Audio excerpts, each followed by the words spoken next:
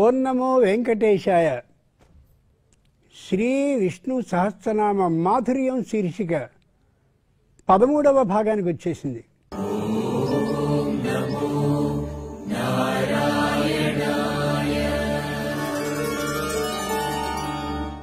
ఇలా అనేకమైనటువంటి భాగాలని మనం చదువుకుంటూ కొత్త విశేషాలను తెలుసుకుంటూ వెళ్ళినట్లయితే నిజమైనటువంటి మాధుర్యం ఎంత ఉందో అర్థమవుతుంది. కేవలం అలా చదివేసుకుంటూ వెళ్ళినట్టయితే పెదవులు అక్షరాలని పలికేస్తూ ఉంటాయి, కళ్ళు అలా అక్షరాల మీద సాగిపోతాయి, బుద్ధి పూర్తిగా ఖాళీగా ఉంటుంది, హృదయంలో కొత్త విషయం చేరే అవకాశం ఉండదు. నిజమో కాదో ప్రేక్షకులైన మీకు తెలుసు, ఇక్కడున్న మనందరికీ కూడా తెలుసు. కాబట్టి జ్ఞాత్వా కర్మాణి కుర్వీత, ఏ పని ఎందుకు చేస్తున్నామో దాని అర్థాన్ని తెలుసుకుని చేయాలి. చేస్తే చక్కగా ఉంటుంది. ఆ ప్రయత్నమే చేస్తున్నాం ఇప్పుడు మనం. ఇప్పుడు మీరు 21వ శ్లోకం నుండి 30వ శ్లోకం వరకు అలా చదవండి. దాంట్లో దాగిన మరో 2 రహస్యాల్ని అనుకుందాం. ఆ 2 రహస్యాలు అయిన తర్వాత ఆ మీదట ఏం చేయాలనేది నేను తెలియజేస్తాను. ముందు 21 నుంచి 30వ శ్లోకం వరకు నిర్దిష్టంగా, అంటే తప్పులు లేకుండా చదవండి. ఆనందంగా ఆ మాధుర్యాన్ని మనం క్రోల్దాం. ప్రారంభించండి.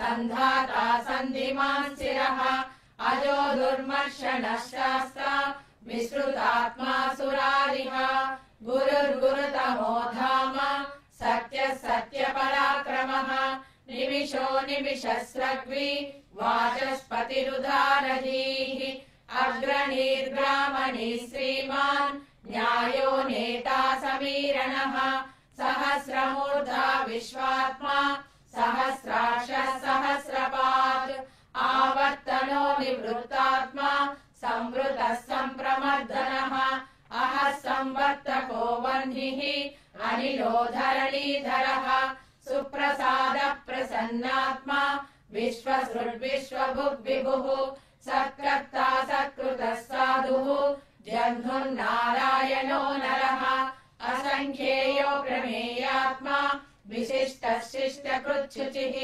సిద్ధార్థ సిద్ధ సంకల్పః సిద్ధిద సిద్ధి సాధనః వృషాహి వృషభో విష్ణుః వృషపర్వా వృషోధరః వర్ధనో వర్ధమానశ్చ వివిక్త శ్రుతి సాగరః సుభజో దుర్ధరో వాగ్మి మహేంద్రో వసుదో వసుః నైక రూపో బృహద్రూపః శిపివిష్ట ప్రకాశనః ఓజశ్చేజోద్యుతిధరః ప్రకాశాత్మా ప్రతాపనః రుద్రస్పష్టాక్షరో మంత్రః చంద్రాంశుర్భాస్కరద్యుతిః.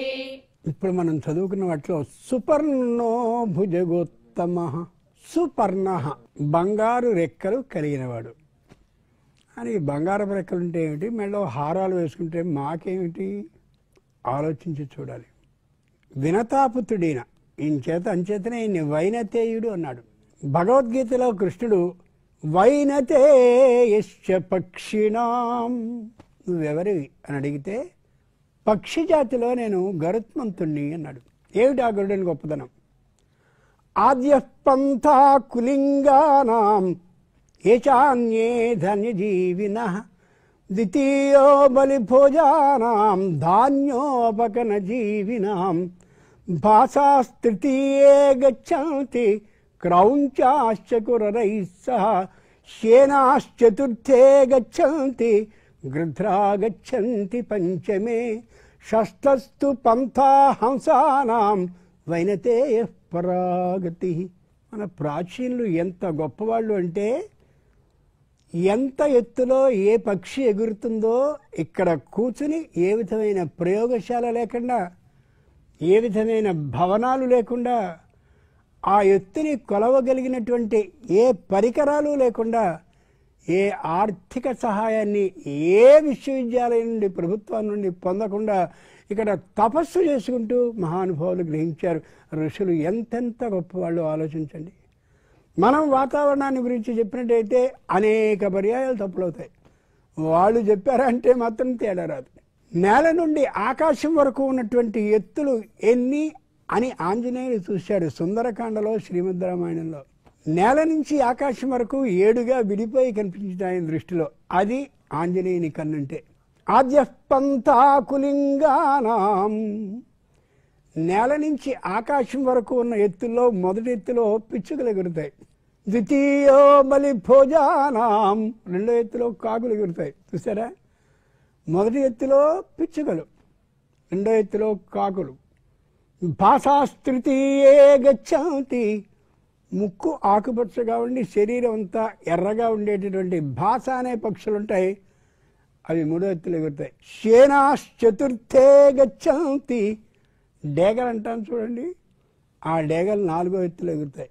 గృధ్రా గచ్చంతి పంచమే, 5వ ఎత్తులో గద్దలు ఎగురుతాయి. ఆ గద్ద చూపు ఎంత గొప్పదంటే సముద్రం నీళ్ళలోంచి అలా పాము ఒడ్డుకు వస్తూ ఉంటే ఆ వస్తూ ఉన్న పాము వేగం కంటే ఎక్కువ వేగంతో ఒకసారి చూసి ఠక్కు నుంచి 2 కాళ్ళతో పట్టుకుని వెళ్ళిపోతుంది.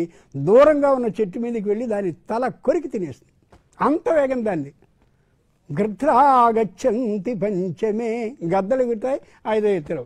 షష్ఠస్తు పంథా హంసానాం, తెల్లని రెక్కలేసుకుని అలా పెద్దగా చేసి ఆకాశం అంతా ఆనందంగా ఎంతసేపు మనం చూద్దాం అన్నట్టుగా చూస్తూ ఉంటే ఎర్రని ముక్కేసుకుని భలేగా ప్రశాంతంగా ఎగురుతాయి హంసానాం, రాజహంసలు. వైనతే పరాగతి, ఆ పై ఎత్తులో ఎగురుతాడు ఎవరు? గరుత్మంతుడు. అది సుపర్ణ, అంత ఎత్తు, మామూలు వాడు కాదు. ఆంజనేయుడు చూసి నేను కూడా ఇదే ఎత్తులో ఎగిరితే 7వ ఎత్తులో ఎగరగలిగిన వాళ్ళు ఇద్దరు, మొట్టమొదటి గరుత్మంతుడు, తర్వాత నన్ను అంటారు కాబట్టి నేను ఆ ఎత్తులో ఎగరనని ఆలోచించుకుని ఆ పై ఎత్తులో ఎగురుతానని చారణాచరితే పథి, దేవలోకంలో బ్రహ్మాండమైన గానాన్ని చేసేటటువంటి చారణులు ఉంటారే ఆ ఎత్తులో ఎగురుతానన్నాడు. అంచేతనే ఆంజనేయునికి తిరుగులేదు అంటే ఇది అర్థం. మరో రహస్యం తెలుసుకోవాలి.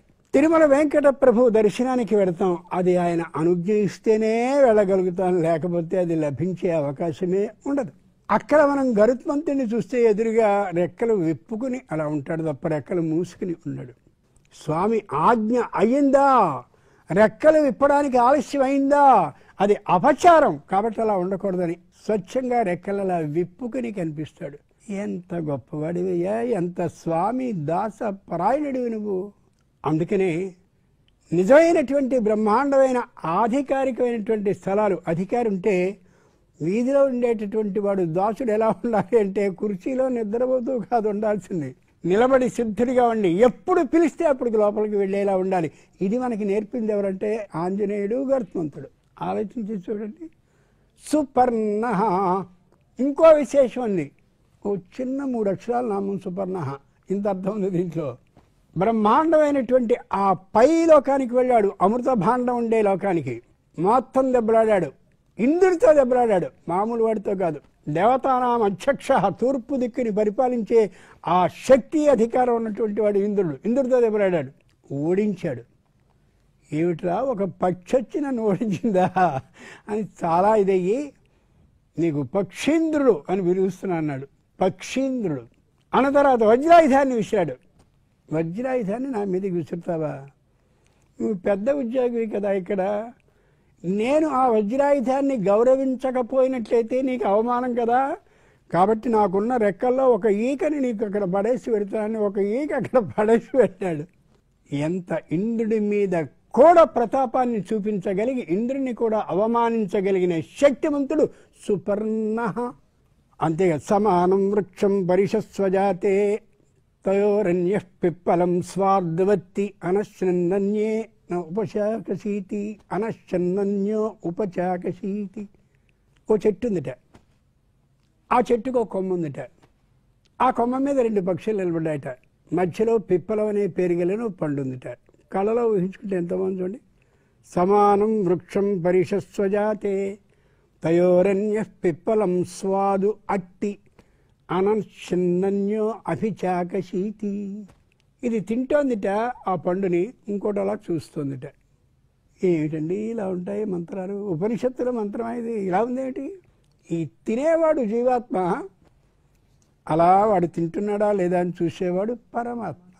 ఇన్ని పాపాలు చిట్టా మన దగ్గర ఉంది, చేశాం, ఆ పాపాల ఫలితాన్ని మనం అనుభవిస్తున్నామా లేదా అని జాగ్రత్తగా చూసేవాడు పరమాత్మ. తింటూ ఉండేవాళ్ళం మనం. ఎంత గొప్ప మాటది. ఆ వృక్షం ఏదో కాదు, శరీరం. ఆ వృక్షం మీద ఉన్న ఆ రెండు పక్షులు ఎవరో కాదు, జీవాత్మ పరమాత్మ. ఆ మధ్యలో ఉండే పిప్పలం అనే పేరు కలిగిన ఆ గుజ్జున్న పండు మనం చేసిన కర్మఫలం. ఎంత అద్భుతంగా చెప్పారు. అంచేతనే పురాణం కానీ, ఇతిహాసం కానీ, వేదం కానీ, మనం అనుకునేటటువంటి ఈ అమోఘమైన నామాలు కానీ అలా చదువుకుంటూ వెళ్ళిపోతే ఏమీ ఉండదు. అర్థాన్ని లోతుగా తెలుసుకుంటూ ఉంటే ఇంత అర్థం ఉందా అనే యథార్థం మనకి గోచరిస్తుంది. ఆ ఆనందం ఇంత అనేటటువంటి స్థాయిలో ఉండదు. గొప్ప విషయం కాదు ఇది.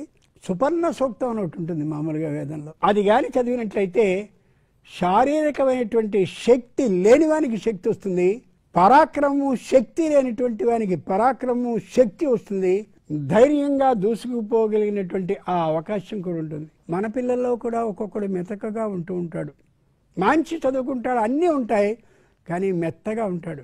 అప్పుడు ఈ నామం చాలా గొప్పగా పనిచేస్తుంది. వాడికి వాడిలోనే తెలియని ఉత్సాహం కలుగుతుంది. ఆయన దగ్గరికి వెళ్ళి ఈయన దగ్గరికి మాత్రలు వేసి చేసుకుని ఆ మాత్రలన్నీ మింగుదాం కాదు. ఈ విధంగా చేస్తే ఆధ్యాత్మికమైనటువంటి శక్తి, ఒరే ఇది నువ్వు చేయి, ఎలా చేయి, ఓ శ్లోకం తర్వాత ఈ శ్లోకం, రెండో శ్లోకం తర్వాత ఈ శ్లోకం, మూడో శ్లోకం తర్వాత ఈ శ్లోకం, ఇలా అనుసంపుటి చేయించండి. ఎంత శక్తి వస్తుందో అలా చేయించిన సందర్భాలు ఉన్నాయి, ఆ శక్తిని వాళ్ళు పొందిన సందర్భాలు ఉన్నాయి. అన్నీ ఉండి కూడా అలాగే ఉంటాడు ఒక్కొక్కడు పాపం. బాగా ఆలోచించండి. అలా మెల్లగా నడవడాన్ని ప్రారంభించినటువంటి చీమ సముద్రం దాకా వెళ్ళిపోతుంది. అలా రెక్కలు ముడుచు కూర్చున్నట్టయితే గరుత్మంతుడు కూడా ఉన్న చోటు నుంచి కదలలేడు అని శ్లోకం ఉంది. అంచేత మన పిల్లలకి ఉత్సాహవంతంగా వెళ్ళడానికి శక్తి కావాలంటే ఈ శ్లోకాన్ని అనుసంపుటి చేసుకుని చదువుకోవాలి. అర్థమైంది కదా.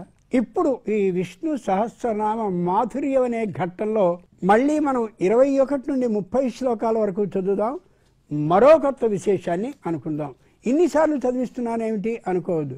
అన్నిసార్లు చదివినప్పుడు మాత్రమే అది గట్టి పడుతుంది. ఓ ఔషధం ఇచ్చాడు వైద్యుడు, ఓ రోజు వేసుకుని ఊరుకుంటే కాదు, ఆయన ఏదో చెప్తాడు ఇన్ని రోజులు వాడు అని, అప్పుడు వాడుతున్నాం. ఇప్పుడు ఎందుకు చేయకూడదు? అంచేత 21 నుండి 30వ శ్లోకం వరకు మళ్ళీ మీరు చక్కగా మధురంగా పఠించండి, ప్రారంభించండి. మరీచిర్దమనోహంసః సువర్ణో భుజగోత్తమః హిరణ్యనాభः సుతవాః పద్మనాభः ప్రజాపతిః అమృత్యుః సర్వదుఃసింహः సంధాతా సంధిమాన్ శిరః అజో దుర్మర్షణः శాస్త్ర విశ్రుతాత్మా సురారిః గురుర్గురుతమో ధామ సత్య సత్య పరాక్రమః నిమిషో నిమిషస్రగ్వి వాచస్పతిరుదారధీః అగ్రణీర్గ్రామణీ శ్రీమాన్ న్యాయో నేతా సమీరణః సహస్రమూర్ధా విశ్వాత్మా సహస్రాక్ష సహస్రపాద్ ఆవర్తనో నివృత్తాత్మా సంవృతః సంప్రమర్దనః అహః సంవర్తకో వహ్నిః అనిలో ధరణీధరః సుప్రసాద ప్రసన్నాత్మా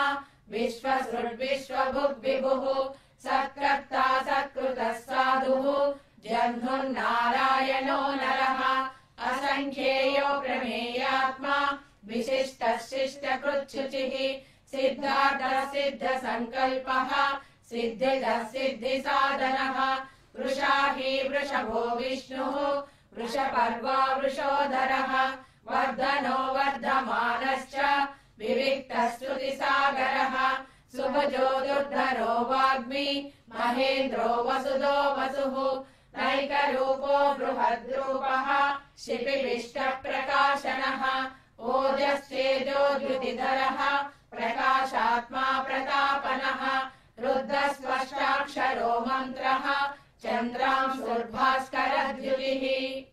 ధరణీధరః భూమినంతటినీ అలా భరించినవాడు. అనంతశ్చాస్మి నాగానాం, నువ్వెవరివి?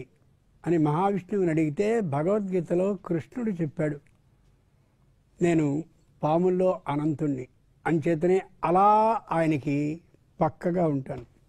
ఆయన నడుస్తున్నప్పుడు ఛత్రం గొడుగులా ఉంటాను, పాదుకలుగా ఉంటాను. ఆయన కూర్చుంటానంటే కూర్చోవడానికి వీలుగా ఆసనంగా ఉంటాను. మొత్తం నా జీవితాన్ని ఆయనకే అంకితం చేసేసాను. ఈ బ్రహ్మాండమైనటువంటి 14 లోకాలతో నిన్న ఈ భూమిని కూడా మోసేటటువంటి బాధ్యతని ఇష్టంగా భరిస్తున్నాను. బాధ్యతని కష్టంగా భరించకూడదు, బాధ్యతని ఇష్టంగా భరించాలి. ఆ కష్టం ఉంటే కష్టాన్ని ఇష్టంగా మార్చుకోగలిగితే అబ్బో చక్కగా చేస్తున్నానే ఆనందం మనకి మిగులుతుంది. ఏడుస్తూ చేస్తే ఏం బాగుండదు. ఆలోచించి చూడండి. ఈ ధరణీధర ప్రాచీనులు ఎంతెంత గొప్పవాళ్ళు అంటే మనం ఆ సంప్రదాయాన్ని ఎంత ధ్వంసం చేసేసుకుంటున్నామంటే ఒక్కోసారి హృదయం నిండుగా ఆవేదన వస్తుంది. మనకి సంక్రాంతి వస్తుంది, మకర సంక్రాంతి, అప్పుడు అలా ముగ్గులు పెడతారు. అమ్మ మొట్టమొదటిగా ప్రతి కూతురికి నేర్పే ముగ్గు 3 అడ్డంగా 3 నిలువుగా పెట్టిన 9 చుక్కల ముగ్గు. అమ్మా, ఎందుకు 9 చుక్కల ముగ్గే పెట్టిస్తున్నావు? ఆకాశంలో ఎన్నిరా గ్రహాలు? 9. ఆ నవగ్రహాలకి సంకేతంగా పెట్టించింది. 9 చుక్కల ముగ్గులో మధ్యగా ఉండే చుక్కని కుంకుమతో నింపుతారు. ఇది సూర్యస్థానం రా. ఆ తర్వాత రోజు ముగ్గులు వేస్తారు. ఏది? సంక్రమణం అంతకాలము కూడా 30 రోజులు నిలబెట్టారండి అంటే అక్కడి నుంచి ఏ శుభకార్యం ఉండదు, ఇదే శుభకార్యం చేయాలి. ఆకాశంలో గ్రహం ఉంటే తిరిగేది. ఈరోజు ఆకాశంలో ఏ విధంగా గ్రహాలు తిరుగుతున్నాయి అనేదాన్ని 4వ తరగతి 2 సార్లు తప్పిన మన తల్లి ఖగోళ శాస్త్ర ఉపాధ్యాయునిలా అక్కడ ఉండే విశేషాలన్నింటినీ నేల మీద వేసి చూపిస్తుందంటే ఎంత గొప్పది మన తల్లి. మనం వేళ ముగ్గుల పోటీలని కుక్క బొమ్మ, గాడిద బొమ్మ దాంట్లో గీసుకుంటున్నామంటే ఎంత సిగ్గుచేటైన విషయం. ఇది ప్రేక్షకులంతా విన్న తర్వాత దీన్ని పాటిస్తే చాలు, మేము చేస్తున్న ఈ కార్యక్రమం సార్థకమైనట్లుగానే భావిస్తాం. అలా పెట్టబడ్డటువంటి ముక్కు చక్కగా ఏర్పాటు చేస్తారు. అలా ఆవు పేడతో ఏదైతే నేలని అలా చక్కగా అలికారో అది ఆకాశానికి సంకేతం. దాని మీద గీయబడే ప్రతి తెల్లనైన ముగ్గు గీత ఆ తిరిగేటటువంటి గ్రహాలకి సంకేతం. ఏ రోజు ఏ విధంగా ఖగోళంలో ఉంటుందో నిర్మాణం అది ఇక్కడ అమ్మ చూపిస్తూ ఉంటుంది. తనకేం తెలియదు. కానీ ఇలాగా ఆ వేయబడినటువంటి సందర్భంలో ధరణీధరః హరిదాసు వస్తాడు. ఎలా ఉంటాడు హరిదాసు? విష్ణువుకి సంకీర్తనపరుడుగా ఉండే నారదుడు ఎలా ఉంటాడో అలా ఉంటాడు. నిలువునామాన్ని ధరిస్తాడు, చేతుల్లో చక్కనైనటువంటి చిరతల్ని ధరిస్తాడు, వీణని భుజాన వేసుకుంటాడు. నారదుడి వీణకో గొప్ప పేరుంది, మహతి. మనం వీణని మోగిస్తే కానీ పలకదు. కానీ నారదుడు ఏది పాడదామని అనుకుంటే ఆ పాటకి అనుగుణంగా అదే శృతిని మీటుకుంటుంది. అది ఆయన వీణ గొప్పదనం. ఆయన ఎక్కడా మీటి ఉండడు, మీటే లక్షణం లేదు ఆయనకి. అటువంటి వీణ ఈ నారద రూపంలో వచ్చినటువంటి ఏ హరిదాసు ఉన్నాడో లౌకికం కాబట్టి ఈయన అలా మీటుకుంటూ పాడుతూ వస్తాడు. మనం వేసినటువంటి ఏ చక్కనైనటువంటి ముగ్గుందో ఖగోళానికి సంబంధించింది అక్కడ నృత్యాన్ని చేస్తాడు. ఆ ఆకాశంలో ఉండేది నేనేరా, నా నృత్యానికి అనుగుణంగానే జగన్నాటకంలో భాగంగా నేను నృత్యాన్ని చేస్తున్నాను ఇక్కడ అని. లోపల ఉన్నటువంటి తల్లి ధాన్యాన్ని, ఆ రోజుల్లో ధాన్యం దంచుకునేవాళ్ళు, అంచేతనే రోగాలు వచ్చేవి కాదు. ఇప్పుడు మనం బియ్యం పోస్తున్నాం, సరే ఏదైతే తప్పులేదు. అది గుమ్మడికాయ ఆకారంగా ఉండేటటువంటి గిన్నెని ధరించి వస్తాడు ఆయన. గుమ్మడికాయ ఆకారంలో ఉండేది భూమి. ఆ భూమిని ధరణీధరః తల మీద పెట్టుకుని భూమిని ధరించుదాడంటే తల మీదగా పెట్టుకునేది, దాంట్లో పోస్తాం. ఇదేమిటి తాతయ్య బియ్యంలో పోస్తున్నావేమిటి మనవాడు అంటాడు. మరి ఈ ధాన్యాన్నే అక్కడ పొలంలో నేను వేస్తే ఒక ధాన్యపు గింజ 1,00,000 ధాన్యపు గింజలుగా అయిందిరా. ఈ వచ్చిన హరిదాసు సాక్షాత్తు ఆ నారాయణుని దగ్గర ఉండేటటువంటి నారదుని యొక్క రూపం. ఈ తల మీద ఉండే భూమి ఆకారంలో ఉన్న గిన్నెలో నేను ఈ బియ్యాన్ని కానీ ధాన్యాన్ని కానీ వేస్తే మళ్ళీ అంత ధాన్యం అంత బియ్యం మనకు వచ్చి కడుపు నిండేలా చేస్తాడురా. భోజనం భోక్త, భోజనం మొత్తం ప్రపంచాన్ని అంతటినీ సృష్టిస్తాడు. ప్రళయం వచ్చినప్పుడు మొత్తం భోజనాన్ని చేస్తాడంటే నాశనం చేస్తాడు.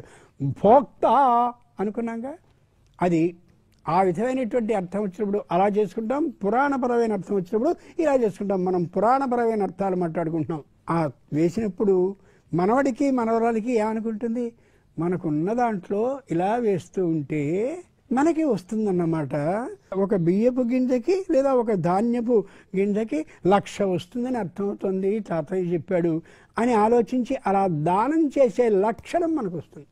పైగా అప్పుడు వేసేటప్పుడు బిచ్చం వేస్తున్నాం అనం, కృష్ణార్పణముస్తు, ఎంత గొప్ప మాట.